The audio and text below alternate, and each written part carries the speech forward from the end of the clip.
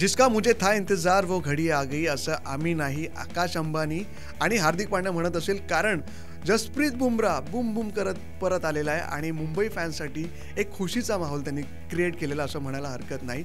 आता जसप्रीत बुमराह आजच्या मॅचमध्ये आपल्याला खेळताना पाहायला मिळतो की नाही ते बघायला लागेल, कारण पुढचे 10 मॅच मुंबईला जिंकणं फार गरजेचं आहे. बघा, आता तुमच्या डोक्यात आलं असेल की आपण 4 मॅचपैकी फक्त 1 मॅच जिंकलोय, 3 मॅच हारलोय.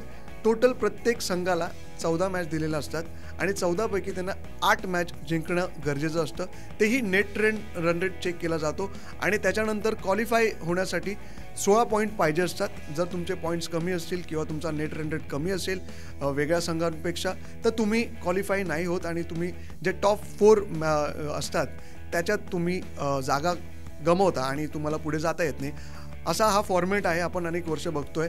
पण आता मुंबईला 10 मॅच उरलेल्या आहेत. 10 पैकी 10 मॅच तर नाही म्हणता येत, पण त्यातली 1-2 मॅच आपण हारलो तरी स्टेबिलिटी असेल. पण त्यांना 7 मॅच सलग जिंकणं गरजेचं आहे. त्यातला बघा, सगळ्यात कठीण मॅच जी आहे ती आजची दिसते, कारण विराट कोहली तुफान फॉर्ममध्ये आणि जसप्रीत बुमराह जर आज आला तर कदाचित विराट कोहली ही विचार करेल की यार हा आलेला आहे, याला कसं खेळायचं. अख्ख्या टीमला एक प्रश्न पडलेला असेल नक्की. पण मुंबईला आजची मॅच जिंकणं गरजेचं आहे, कारण मागची मॅच आपण हातातून गमावली आहे आणि त्यामुळे हार्दिक पांड्या कुठेतरी ट्रोल झाला होता.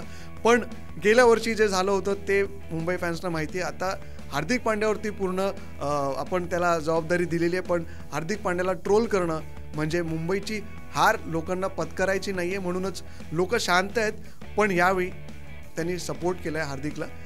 डिसिजन जरी मागच्या वेळी चुकला होता, जयवर्धनेने तिलक वर्माला बोलून पवेलियनच्या ठिकाणी चूक केली होती, पण आता पुन्हा चूक होऊ नये आणि मुंबई सलग सगळ्या मॅचेस जिंकावं ही उमेद आहे मुंबई फॅन्सची. आणि मला काय वाटतं की जसप्रीत बुमराह आल्यानंतर काय होऊ शकतं, मुंबई पुन्हा टेबल पॉईंट्समध्ये वरती जाईल का आणि 10 पैकी किती मॅच जिंकेल, आम्हाला नक्की कॉमेंट करून सांगा. पाहत राहा श्रेष्ठ महाराष्ट्र.